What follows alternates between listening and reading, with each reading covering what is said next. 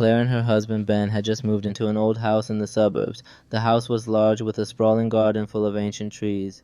Claire had always loved old houses, yet from the very first day she had a strange feeling in this one. It was a vague sense of unease that she couldn't explain. A few weeks went by, and life slowly settled into a normal routine. But one night, as Claire was lying in bed trying to sleep, she heard a sound. It was a faint scratching coming from inside the bedroom wall. She thought it might be mice. Old houses often have such problems. She told Ben, but he hadn't heard anything and thought she was just imagining things. In the following nights, the sound became clearer and more frequent. It was no longer just a faint scratching, but a sound like something being scraped or dragged against the rough surface of the wall. Claire was certain that something was living inside the walls. After a few sleepless nights, Ben finally heard it too. He became worried as well, and they decided to call a specialist the next day.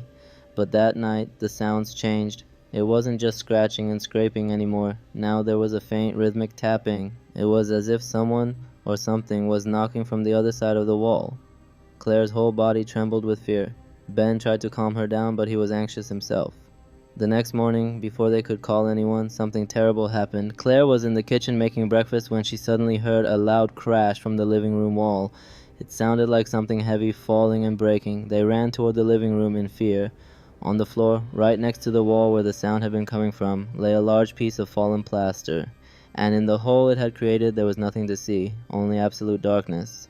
Ben cautiously approached and shone his phone's flashlight into the cavity. What they saw froze them both in place. Inside the wall were numerous small decaying bones. Bones that looked like they belonged to birds or small animals. But among them, they could also see fragments of human finger bones. Claire screamed and backed away. Ben's face had gone pale. They called the police immediately. When the police arrived and broke down more of the wall, they were met with an even more horrific scene. Inside the wall were the remains of several small bodies, likely infants or toddlers, that had been hidden there for years. The police investigation revealed that the house had previously belonged to a woman who was known for having illegitimate children who would then disappear. It seemed she had murdered her own babies and hidden their bodies within the walls of the house. Claire and Ben could never live in that house again. The sound of scratching in the walls, the rhythmic tapping, and the image of the decaying bones would remain forever etched in their minds. They learned that old houses don't just hold happy memories, they can also carry dark and terrible secrets that have remained hidden in the silence of their walls for years. And sometimes that silence breaks and the horror is revealed. The cabin was meant to be a sanctuary for Daniel. Nestled deep in the Oregon woods, it was his escape from the city's noise. A place where the only sounds were the wind in the pines and the frantic tapping of his own keyboard. He was a writer, and this was where he would finally finish his novel. The nearest town was a good 40-minute drive away, down a single winding dirt road. For the first week, it was perfect. The isolation was a comforting blanket. The first unsettling thing was small, trivial even. He always left his favorite coffee mug, a heavy, dark blue ceramic one, on the right side of the sink after washing it. One morning he found it on the left side. He frowned, a brief flicker of confusion. I must have been tired last night, he thought, and dismissed it. A few days later he was jolted awake in the dead of night. It was a sound, a sharp snap like a heavy branch breaking underfoot. He sat up in bed, his heart hammering against his ribs. The silence that followed was absolute, heavier than before. He crept to the window, peering out into the inky blackness. The moon was hidden by clouds. He could see nothing but the vague, dark shapes of the trees. He told himself it was a deer or a bear. Animals were common here. He went back to bed, but sleep didn't come easily. The feeling of being watched started the next afternoon. It was a prickling sensation on the back of his neck as he sat on the porch trying to write. He'd look up suddenly, scanning the dense wall of trees that surrounded the small clearing. Nothing.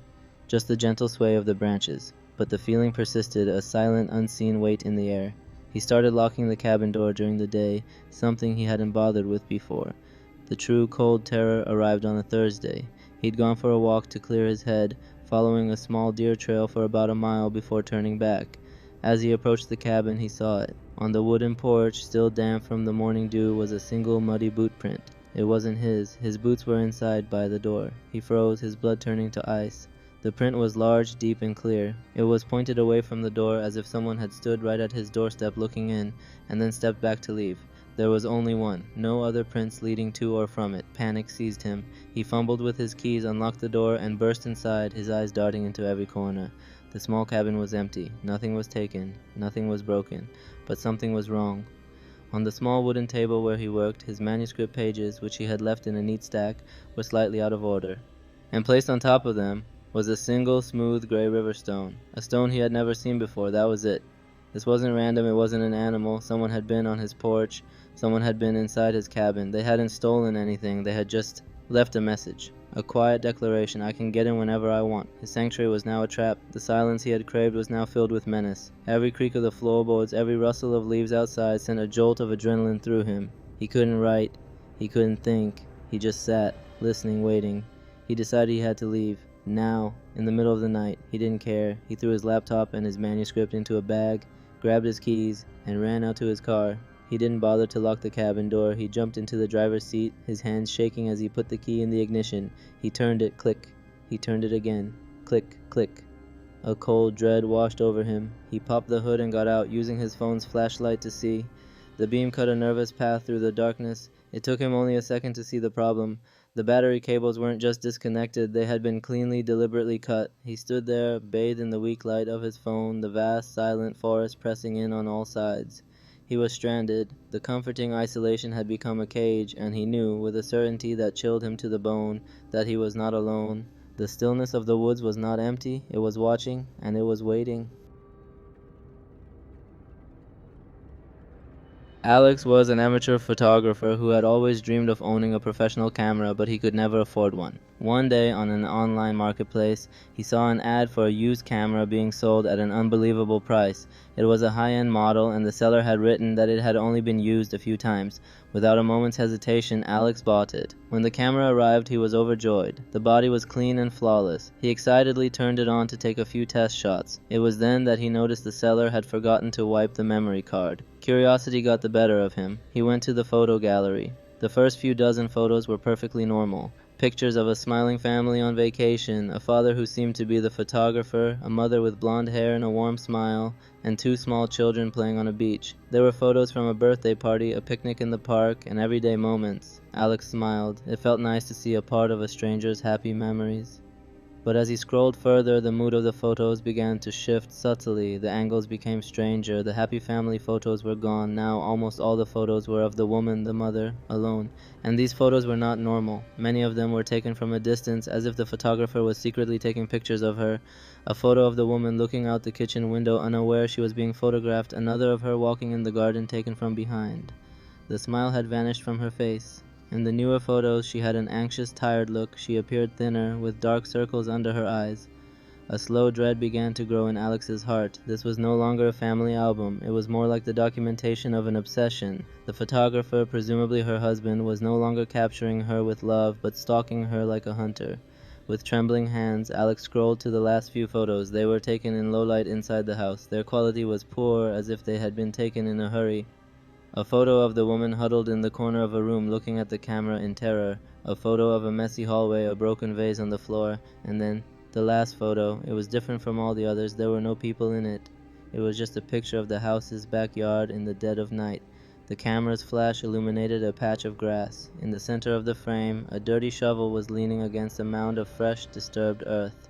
The silence of the room felt heavy on Alex's chest. This was no longer just a sad story. This was evidence of a crime. He hadn't just watched a family's memories. He had witnessed the final moments of a woman's life as she was hunted by her husband. Alex quickly checked the photo's metadata. Fortunately, the camera's GPS had been on, and the geographic coordinates of where the photos were taken had been saved.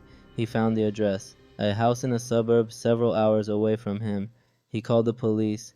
In a voice he could barely control, he told them the story of the camera and the photos.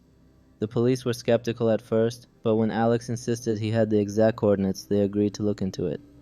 A few days later, a detective called him back. His voice was tired and indifferent. "Sir, we checked out that address. The house was purchased a few months ago by a young couple. There is no record of the family you described ever living there. The name of the camera's seller you were given was also a fake." "But the photos, the disturbed earth," Alex said. The detective sighed. "We got a warrant and checked the garden. We found nothing unusual. Whatever happened, if anything, it was a long time ago and any evidence is gone. I'm sorry, there's nothing we can do."